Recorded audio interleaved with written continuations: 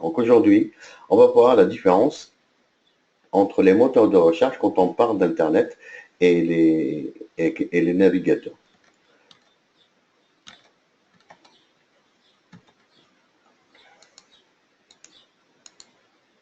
Donc bienvenue à ce webinaire. Deuxième séance, module 1. Le thème, faisant la différence entre un moteur de recherche et un navigateur. Donc ça, c'était notre thème. Alors, le logo devant nous, c'est un logo qui est vulgarisé, que tout le monde connaît, surtout ceux qui utilisent Internet, bien entendu. C'est Internet Explorer, ou le mot il est en anglais, c'est Internet Explorer. Ça veut dire explorateur du web, explorateur de l'Internet.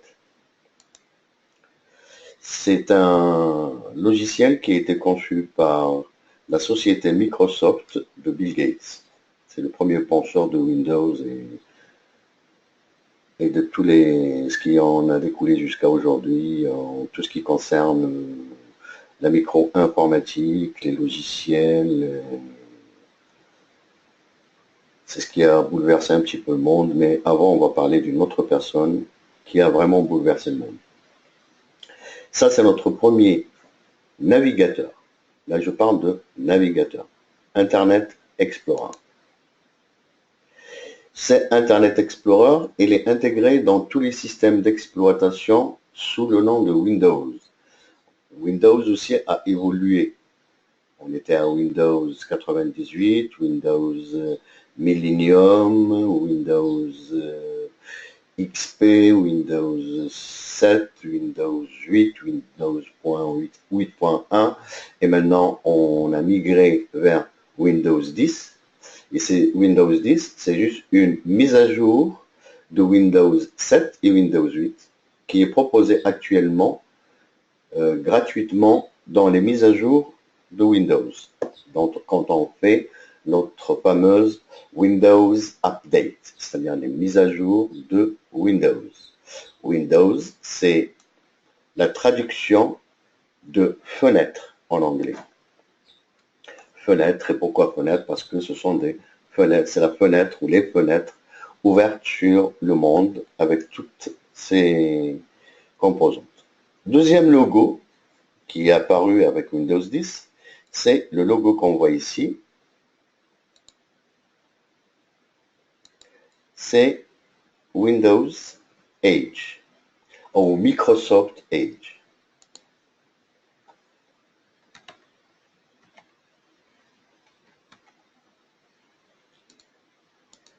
Après Microsoft Edge est une variante de Internet Explorer, de Internet Explorer ou Internet Explorer. C'est sous forme d'application comme les applications qu'on trouve sur les smartphones ou sur les tablettes. Donc on a l'interface de notre ordinateur de bureau maintenant, comme si on a une interface de tablette. Donc Windows Edge, c'est plus une application qu'un programme, mais c'est une application basée au départ par rapport à ce qu'on a vu avant d'Internet Explorer.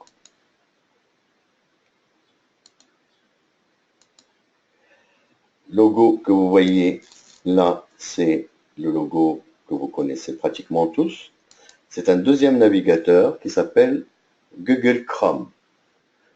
Google Chrome, c'est de la fondation Google, la société la plus riche dans le monde qui a accumulé l'année dernière plus de 530 milliards de dollars.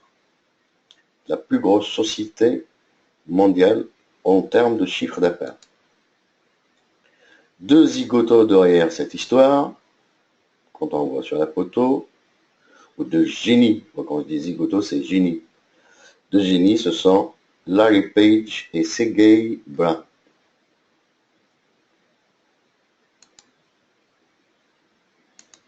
Troisième navigateur, c'est Mozilla Firefox. Mozilla Firefox a été créé par Mozilla Foundation, la fondation Mozilla, qu'on peut traduire en français oiseau bleu. Après, on a un troisième navigateur, c'est Opera. Opera, c'est un navigateur créé en Norvège, pardon, en 95, par Geir Everzoy et John Stephenson et Von Tschenner, ou Tetschner. Je récorche les noms des savants, c'est pas grave. L'essentiel, vous avez le nom devant vous, vous le prononcez quand vous voulez. Et comme vous voulez. Ce sont trois fondateurs de Opera. C'est l'un des navigateurs les plus sûrs aussi. Hein. Après, c'est l'habitude qu'on a de travailler avec tel ou tel navigateur. Je vous dirais qu'ils se ressemblent. C'est juste une interface. Ce qui est intéressant, c'est le moteur de recherche et non pas le navigateur en lui-même. Donc là, on est toujours dans les navigateurs. Donc on a dit Opera, vous voyez. Et puis on a Safari. Safari, il est conçu pour toutes les machines sous le système iOS et non pas sur le système Windows, conçu pour les machines Macintosh de la firme La Pomme Croquée qu'on appelle Apple de Monsieur Steve Jobs. Et on a dit, il y a une phrase, ou je sais pas, une expression qui dit qu'il y a trois pommes qui ont révolutionné le monde. Et la troisième pomme, c'est celle-là, hein, c'est la pomme de Steve Jobs. Il y a la pomme de Newton. Au départ, c'était la pomme d'Adam qui a fait sortir Adam d'Éden. Après la pomme de Newton, donc l'attractivité de la Terre par rapport aux objets, c'est-à-dire pourquoi les objets tombent et ne s'envolent pas à force d'attraction. Donc il a vu tomber la pomme et il a dit pourquoi la pomme tombe et ne s'envole pas. Et là il a dit oui, il y a une force terrestre qui attire les objets vers la Terre. D'où nous on ne vole pas, on marche. Et il y a la troisième pomme, c'est celle de Steve Jobs qui a bouleversé le monde en monde numérique et virtuel. Récapitulons. Internet Explorer, Microsoft Edge qui découle de Internet Explorer, Google Chrome, Mozilla Firefox, Opera, Safari,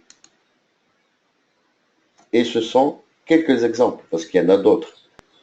Bien, on va commencer par, on a parlé de moteur de navigateur, maintenant on va parler de moteur de recherche. Et comme vous voyez là, j'ai pris comme exemple Internet Explorer, le vétéran des navigateurs, qu'on a dit qui s'est transformé en Microsoft Edge, c'est-à-dire Internet Explorer Edge, qui a intégré le Windows 10.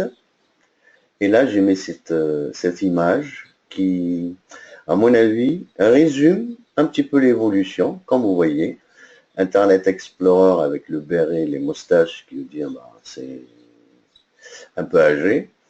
Et Edge avec la casquette et le skateboard, qui veut dire que c'est un peu genou. Et ça relate vraiment la réalité des internautes aujourd'hui. Donc il y a les réticents qui restent sur leur Internet Explorer et il y a ceux qui veulent voir les évolutions technologiques qui sont passés à Edge. Et sans rien vous cacher, moi je suis moustache et béret et je suis pas casquette et skateboard. Bien, alors explorons Internet Explorer. Bien. Alors on va explorer Internet Explorer. J'ai pris une page Internet Explorer. Quand on ouvre une page d'Internet Explorer, il est comme ça. Pourquoi il est comme ça? Parce que le concepteur gagne de l'argent sur tout ce qu'on voit ici. c'est pas pour le faire plaisir, mais pour que lui gagne de l'argent là-dessus. Vous voyez, là. Bah, quelqu'un qui connaît rien en informatique ou l'utilisation des interfaces Internet, il va dire, bah oui, je veux aller à Internet, je clique là, là, là, il voit, oui, ça clignote, je peux marquer ici. Là où vous voyez le curseur, je peux chercher. Je cherche, je sais pas moi, par exemple Skype. Je clique sur Skype et la relance a été partie, donc je reviens, par Bing. Et Bing, c'est un moteur de recherche dans un navigateur qui s'appelle Internet Explorer. Bing est un moteur de recherche. Bien, moi, je n'aime pas ça. Pourquoi? Parce que ça comporte beaucoup d'images, ça comporte des introductions vidéo, et il y a beaucoup de choses interactives là-dessus. Et quand on a une connexion à débit qui n'est pas bien, ou débit limité, on veut le dire, dans la plupart des cas des gens qui vivent dans des petites communes, on verra pourquoi après. Donc, je préfère qu'on passe par une page simple, avec un moteur de recherche simple. Là, on a Bing, mais je veux le modifier. Quand vous voyez ici, c'est la configuration minimale. Je passe mon curseur juste devant cette barre qu'on appelle fenêtre de recherche ou barre de recherche. On clique une fois et tout est sélectionné. Une fois. Pourquoi sélectionner? Parce qu'on peut cliquer droit dessus et faire copier. J'ai copié cette sélection. J'ouvre. Je clique ici. Je mets coller. Et je cherche pour retomber sur la même page. Après, je vais vous dire comment vous naviguer sur plusieurs onglets. Onglets. Et on peut ouvrir autant d'onglets qu'on veut. Bien. Donc, Bing, c'est un moteur de recherche. Mais la page, on peut la paramétrer. Alors, en cliquant devant cet onglet, on clique droit et on peut ajouter la barre de menu. Voilà. Je mets mon curseur, je clique droit, barre de menu. Et la barre de menu apparaît. Toujours ici, dans cet espace-là, clic droit, volet des favoris. Et là, tous mes favoris apparaissent. Je clique droit et je mets barre des commandes. Et la barre de commande apparaît ici. Je clique droit et je mets barre d'état qui va s'afficher en bas. C'est ce qu'on voit ici. Quand je passe mon curseur sur un lien, regardez, en bas, j'ai l'adresse du lien. Là. Ce lien-là. Là, vous voyez aussi pareil, ça change, ça change, ça change, etc.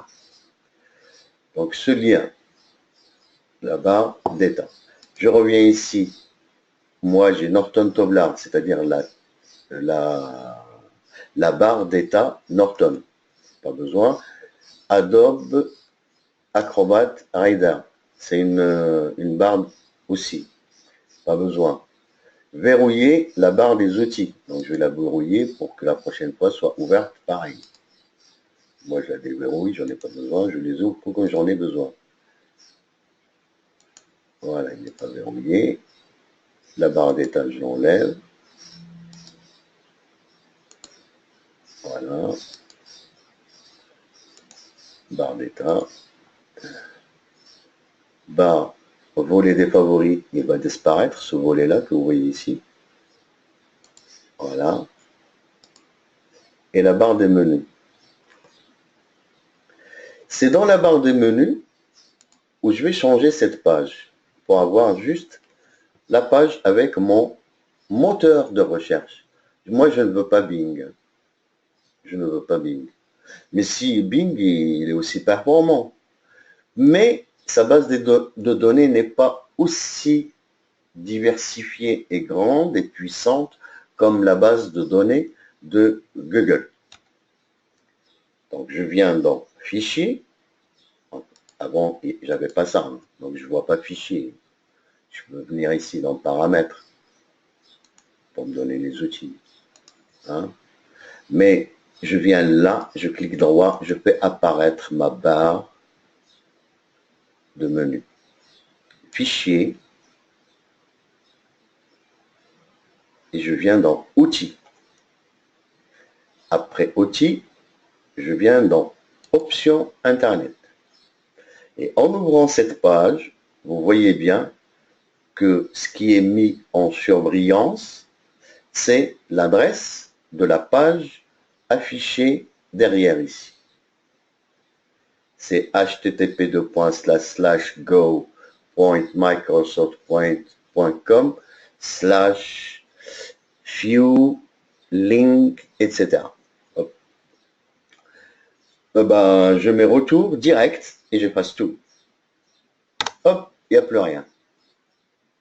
Et je tape l'adresse de mon moteur de recherche. http://www.3w. Je vous explique pourquoi, c'est World Wide Web. Le nom du moteur de recherche, c'est Google. Point. Après, on a le choix de mettre .com.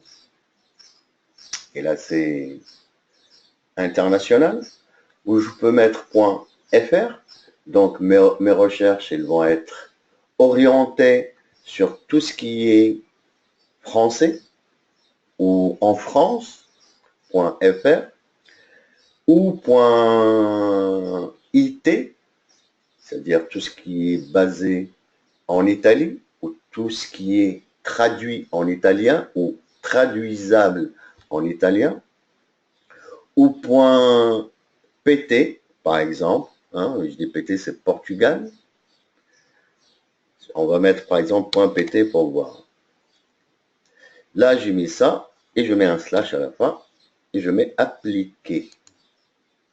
C'est appliqué, je mets OK. J'ouvre un autre onglet, et là, le domaine de Google PT est disponible en portugais. Portugais, Portugal.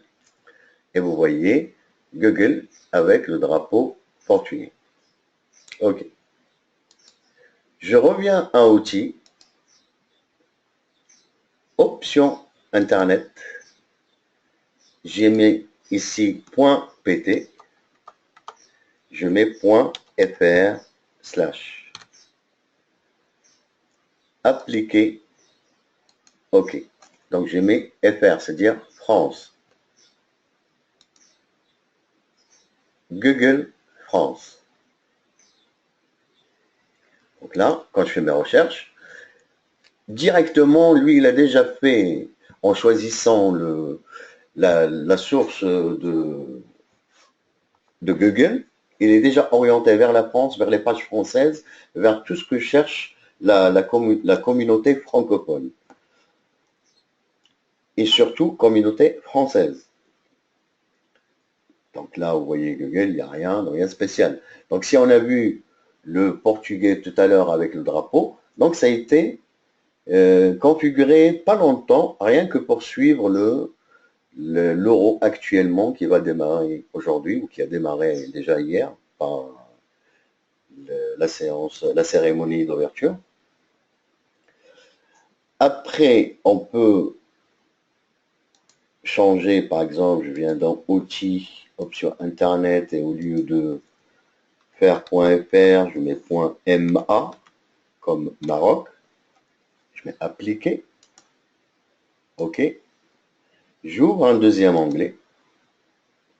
Et là, c'est dire Maroc.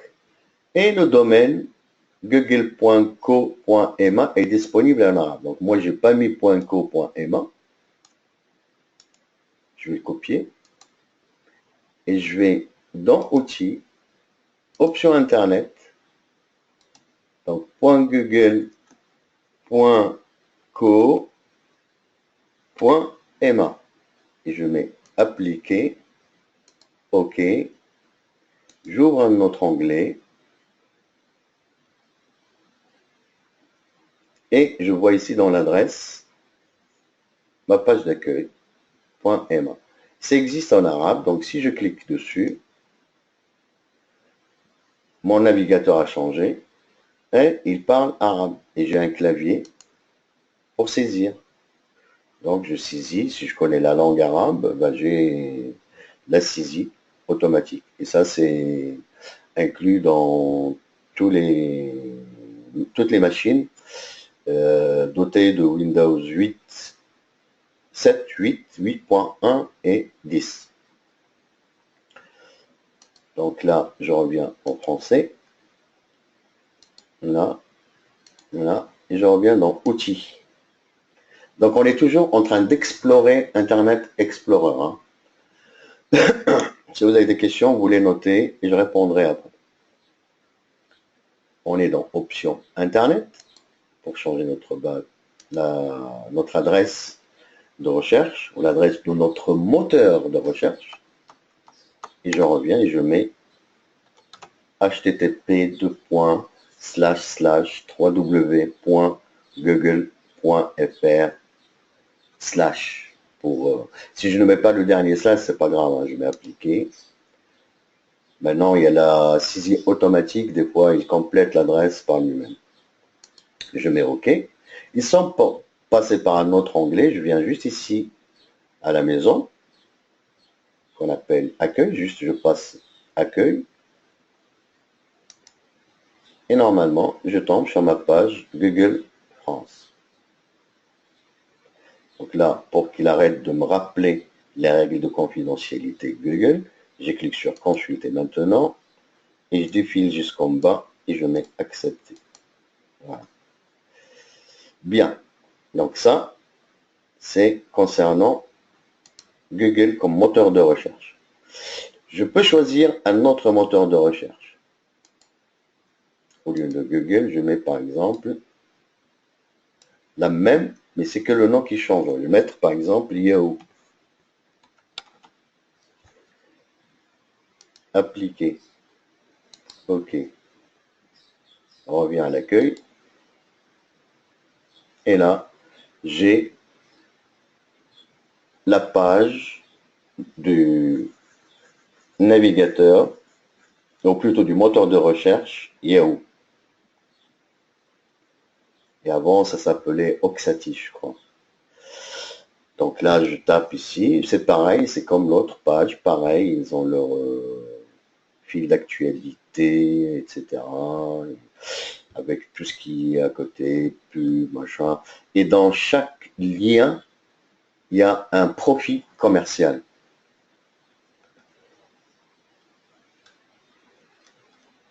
Voilà, donc ça c'est Yahoo. Je peux mettre, je sais pas moi. Après, on va tester un autre. On va mettre par exemple à la place du Yahoo. On va mettre Opera, si ça va marcher. C'est pas sûr. Sans rien vous cacher, je ne l'ai jamais essayé. Appliquer. OK. Et ça marche. Opera en français. Enregistrez votre nom de domaine, votre site dans le cloud. Ce nom de domaine n'est pas disponible, OK. Donc là, mais il nous a donné une réponse, option Internet. Donc là, on revient le moteur de recherche le plus performant parce qu'on a besoin de réponses pertinentes. Google.fr.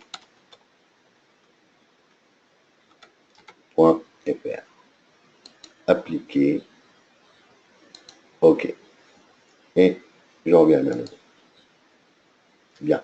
Ça, c'est pour chercher, pour changer l'image de Yahoo, de Bing, c'est-à-dire la page par défaut de Internet Explorer. Donc si on revient dans Outils, on peut ajouter par exemple, supprimer l'historique de la navigation. Celui-là, je l'ai dans les options. Donc la page actuelle, c'est celle-là qui est en surbrillance.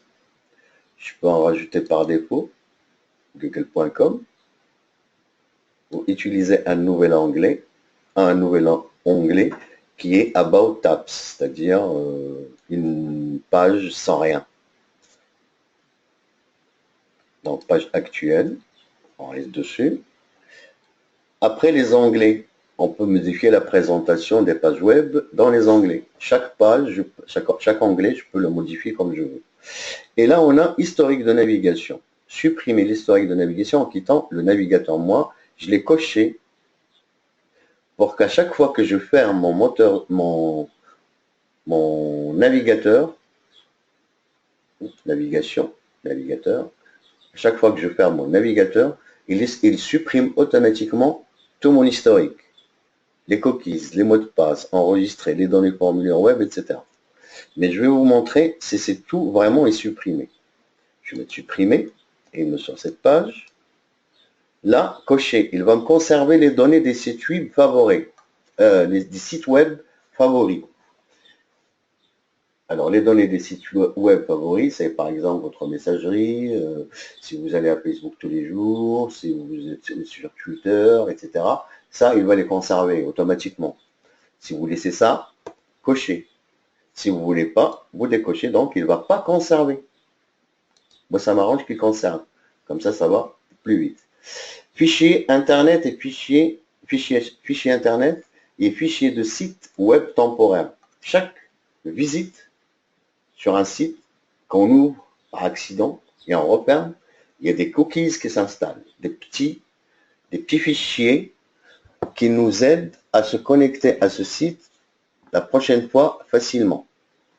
Mais vu le nombre de clics sur le nombre de liens par jour, et jusqu'à des fois on ne pense même pas supprimer, ça s'entasse et ça passe, comme on a dit la dernière fois, c'est des kilo-octets, ça se transforme en mégaoctets, et si on ne supprime pas, ça se transforme en gigaoctets, et ça se transforme en bouffant une très très grande partie de notre espace de stockage sur notre disque dur.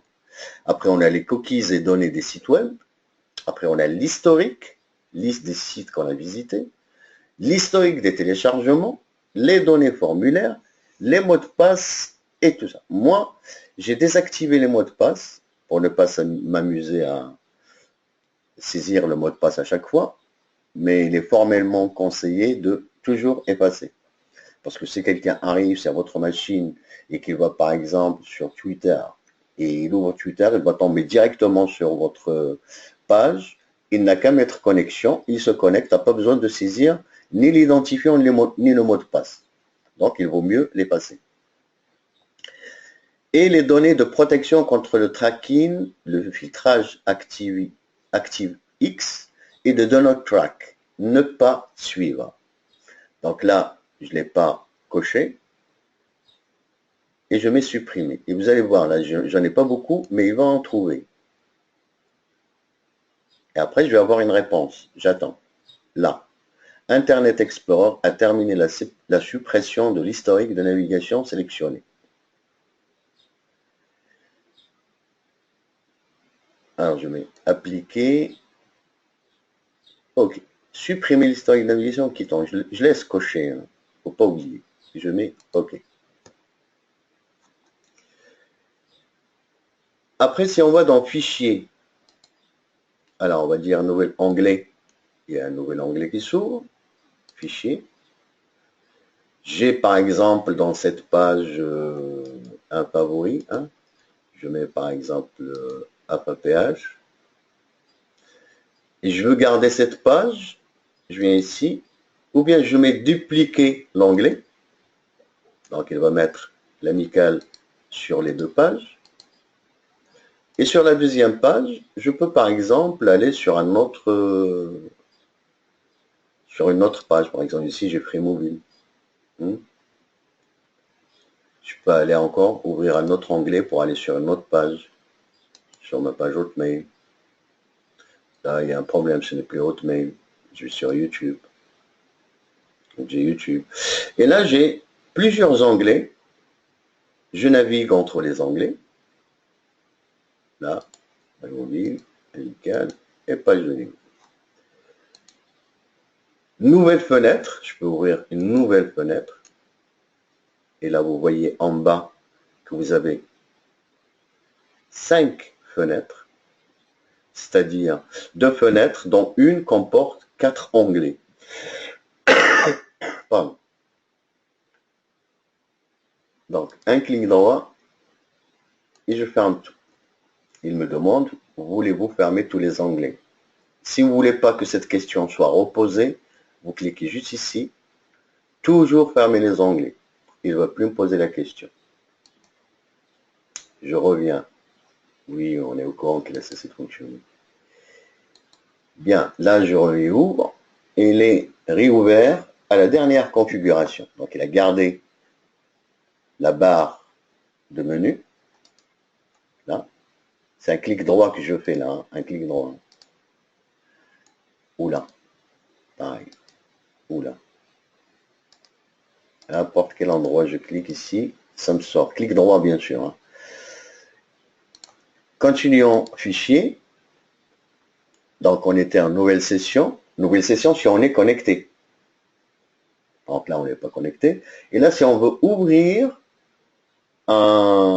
une page HTML, une page Internet qu'on a enregistrée, on peut modifier avec le bloc-notes, c'est-à-dire modifier cette page. Il va nous sortir une page avec... ouais, là j'utilise ouais, avec Google Chrome, ok.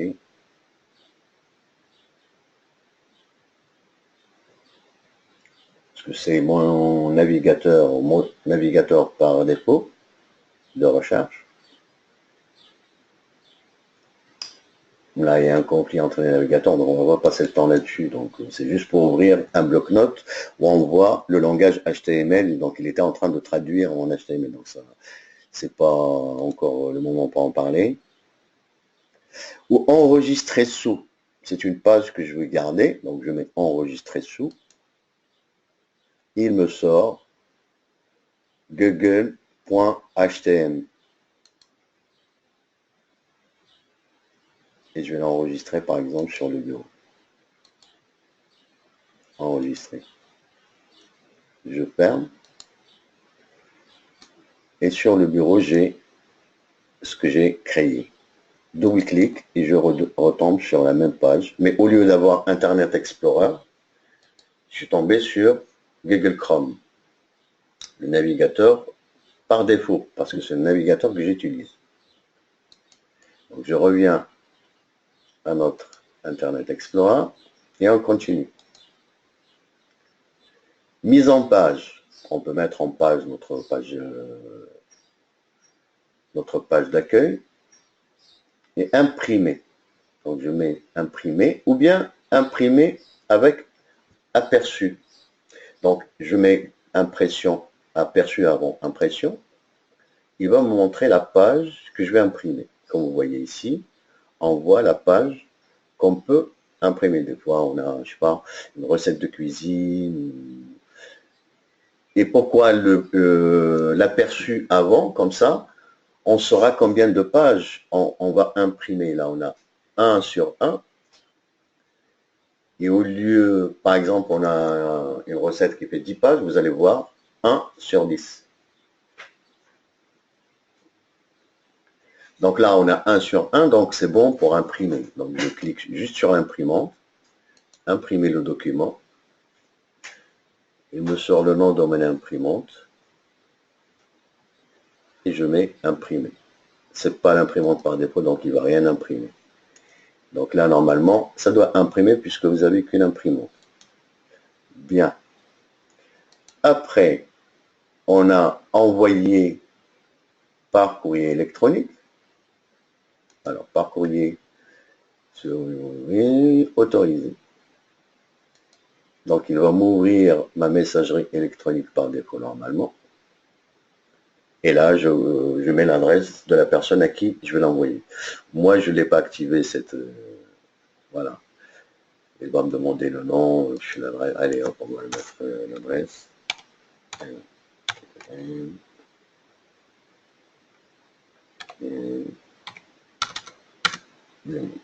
Je mets OK.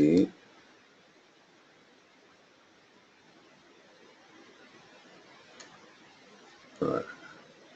Après, envoyer lien par courrier électronique ou raccourci vers le bureau. Importer des données ou exporter des données et les propriétés de cette page. Donc là, les propriétés, c'est un javascript.void basé sur le 0 comme racine, protocole inconnu, type non disponible et adresse JavaScript.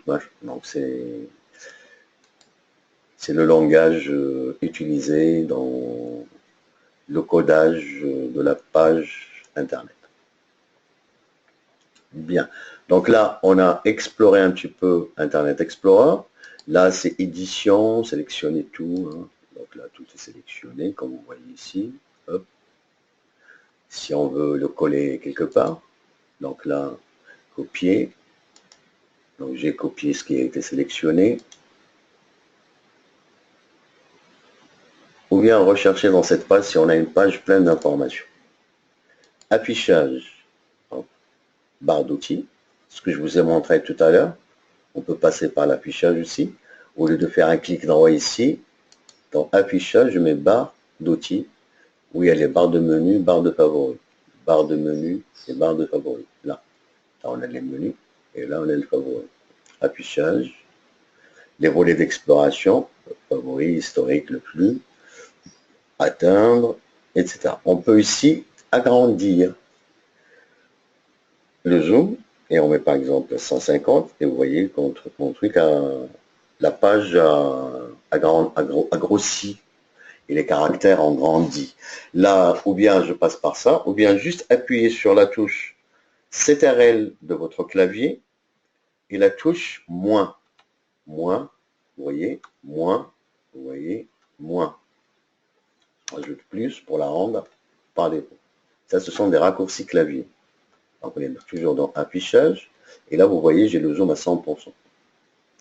Et là, je peux mettre zoom avant, zoom arrière. Hein, ou personnaliser. On peut changer les tailles des caractères, tout en gardant la page qu'on veut. Plus grand.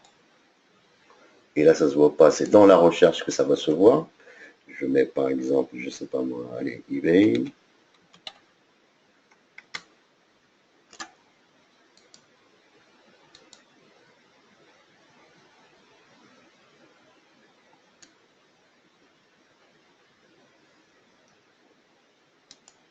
Voilà, on ne va pas attendre longtemps. Donc ça va nous sortir des caractères un peu plus grands. Codage, etc. Ça ne va pas entrer dans les détails. Et plein écran. Ma page prend le plein écran. Voilà. Plein écran, il n'y a rien. Je passe juste mon curseur jusqu'en haut de la page. Et la barre des menus, la barre des onglets réapparaît.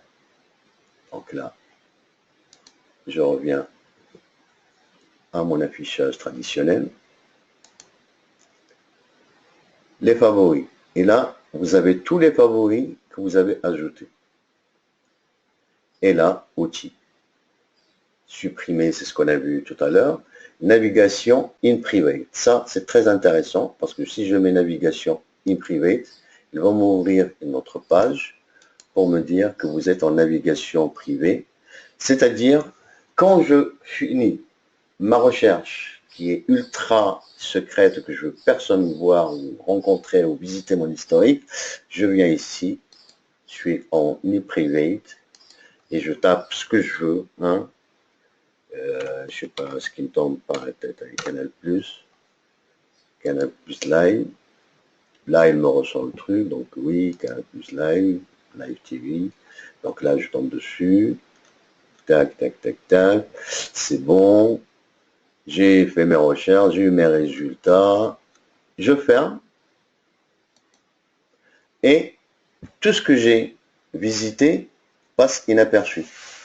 Sauf pour le fournisseur d'accès Internet et la base de données cachée dans notre ordinateur. C'est-à-dire on peut retrouver, mais pour ceux qui font des visites normales sur notre page, sur notre machine, en ouvrant une page d'Internet, on ne peut pas voir ce qu'on a visité. Donc, en plus, si vous avez mis effacer l'historique à chaque fermeture, donc il n'y a rien à risquer. Bon, après, chacun fonctionne comme il veut. Donc, on est toujours dans Outils, afficher les téléchargements, bloquer les fenêtres contextuelles. Donc là, c'est pas la peine de les désactiver parce que ça nous donne une idée. Si c'est comme ça. Là, c'est la fenêtre qui s'ouvre, Facebook, HTTP. Ça, c'est les fenêtres contextuelles. Ils nous disent ce qu'il y a derrière. Débuter avec les portes. Là. Je passe juste la souris pour voir ce qu'il y a derrière. Et ça, apparemment, vous l'avez déjà découvert. Donc, allez après, etc. Windows Update, ça, c'est entre dans le système Windows, etc. Bien. Donc là, il me reste 5 minutes. Je vais m'arrêter ici. Voilà, là, je ne comprends plus rien. Impeccable. Donc, j'ai bien vu la question de Roselyne. Donc là, c'est la page que j'ai chargée tout à l'heure pour l'envoyer en message. Donc, je vais fermer. Non. Je vais ouvrir. Non. Et je tape la question.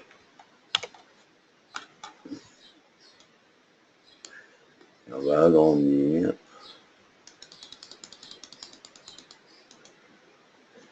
Alors, tu ne m'entends toujours pas? Oui, j'ai des questions. Tu vas trop vite, je ne vois pas toujours ton curseur. Et au début, pour changer le navigateur, j'ai pas tout compris. Changer le navigateur. D'accord. Donc, le navigateur. Ok. Donc, je reviens. Non, annuler. On va voir ça après. Alors, je reviens à la question de Roselyne. Changer de navigateur. Dans le moteur de recherche, on était en train d'explorer Internet. Pardon. Je vais boire un coup là. Oui. Alors, pour changer le moteur de recherche, on est sur une page. Hein, on va prendre les paramètres par défaut. Donc là, on a les outils. Je reviens aux paramètres par défaut. Paramètres par défaut. Je mets appliquer, OK. Et je ferme. J'ouvre ma page Internet. D'accord? Je vais sur Hotmail. OK. Je me déconnecte de mon Hotmail. Il ne va pas m'envoyer directement sur ma page d'accueil d'habitude. Il va m'ouvrir la page MSN. Et c'est cette page que normalement, c'est cette adresse, je vais la copier, hein. C'est cette adresse qui vous renvoie toujours à cette page d'accueil à Internet Explorer. Donc, pour ce faire, vous avez un volet ici. C'est cette ligne qu'on appelle le volet aux barres de menu. Je clique d'en haut ici, c'est marqué là. Je clique, il disparaît. Je clique encore, volet des favoris, ça disparaît. Jusque-là, c'est bon. Là, quand vous ouvrez Internet Explorer pour la première fois, ça ressemble à ça. OK. Moi, je veux transformer, je veux paramétrer, je veux modifier l'interface ce que je vois. Je ne veux pas voir tout ça moi. Je clique, je mets la barre de menu. Je laisse. D'accord? Après, j'ai volé des favoris. Ça, c'est mes favoris. Ils sont tous comme ça avec un E bleu parce que moi, je n'utilise pas Internet Explorer. Hein. Regardez, il n'y a que l'APA qui a changé puisque je suis allé sur le site de l'APA. Alors, comment changer sans moteur de recherche? Si j'ai bien compris la question. Au début, pour changer le navigateur. Ah, navigateur, c'est au début. Donc, c'était au début de diaporama. OK. Annuler. Donc là, moi, je vais changer cette page. Si j'ai bien saisi, c'est pas navigateur, c'est moteur de recherche. Donc, outils, option Internet, et je mets coller. Et je mets appliquer, OK. Je ferme. J'ouvre Internet Explorer. Et je tombe sur cette page automatiquement. Parce que c'est la page par défaut de Internet Explorer. Moi, je veux pas ça. Je viens à outils. Option Internet. D'accord? Ou dans affichage, barre d'outils, barre de menu pour sortir ça. Outils. Option Internet. Et cette page s'ouvre. Elle est en surbrillance. Sans cliquer, je tape sur retour et tout s'efface. Pour gagner du temps, moi, je ne fais pas ça, je fais juste ça. Jusqu'à www. Ça, c'est la racine de tous les sites Internet qui peuvent exister. Il y a toujours le HTTP, il y a toujours les deux points, il y a toujours les deux slash. Maintenant, on a ajouté un S à HTTP et ça devient HTTPS, S comme security. Donc là, j'ajoute le nom de mon moteur de recherche. Comme vous voyez ici sur l'image, c'est Bing, le moteur de recherche. Je n'en veux pas de Bing, moi. Bing, sa base de données n'est pas aussi fournie que la base de données de Google. Donc je mets Google, point. Je suis en France et je veux des réponses pertinentes qui m'envoient vers des pages ou des sites en France. Pour l'achat, pour l'administration, pour tout ce que vous voulez. Je mets FR. Comme ça, et je mets appliquer. Pour que j'ai toujours ce point FR effectif, j'ajoute moi un slash. Pour tout ce qui vient après, ça me garde toujours moi la racine jusqu'ici. Tout ce qui est, c'est la racine de ma recherche. Et je mets appliquer. OK. Alors, ou je ferme et je réouvre mon Internet Explorer, ou je viens juste à la maison et je clique et je vais à l'accueil que j'ai modifié. Voilà. Et je tombe ici. Google France.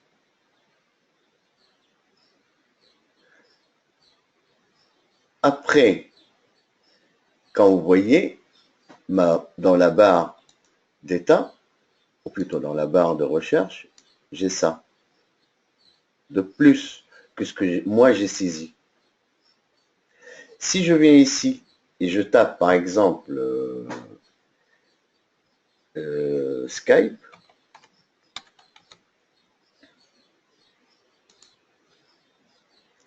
Skype,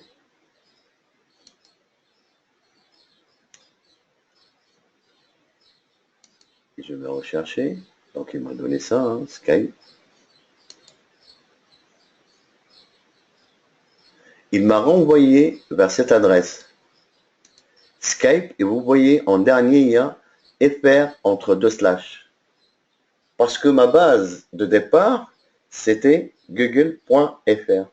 Donc, il me ramène vers des sites parlant la langue française, pour tous les sites francophones. Comme je peux affiner ma réponse, Je mets par exemple, je sais pas moi, euro 2016. J'ai ici quelques réponses. Euro Bordeaux, groupe, date. Je mets 2016. Il faut affiner. Juste en dessous de Google, vous avez tous actualité ou que les images concernant cette recherche ou que des vidéos concernant cette recherche ou shopping, les achats concernant cette recherche ou plus ou outils de recherche. Moi, je mets outils de recherche. Tous les pays, non, je mets France. Toutes les langues, je mets non français. Et si l'événement est récent, par exemple, je parle de l'Euro 2016, c'est un événement récent, je mets inférieur à un an ou à un mois. Voilà. Et là, j'ai affiné ma réponse. Toutes les informations concernant l'Euro 2016 qui ont moins d'un an. Et regardez le nombre, hein, parce que les résultats, ça chiffre par millions de pages à visiter. C'est pour ça que les gens se battent pour se référencer et apparaître dans la première page de recherche. C'est pour ça que ça coûte très très cher. Donc j'espère que j'ai répondu à la question de Roselyne et je vais vous repasser le diapo si vous voulez. Voilà. Je vous laisse. Là, je vois qu'il y a un écrit. Trop confus. Trop confus. Ce n'est pas ça que je te demande. Ne voyant pas ton curseur se déplacer, je ne comprends où il faut aller sur l'écran pour changer le moteur de recherche. Ok, donc, bah écoutez, là on arrive au terme de cette session. Je reste avec 1, 2, 3 personnes. Sur mon curseur, normalement, tu vois là.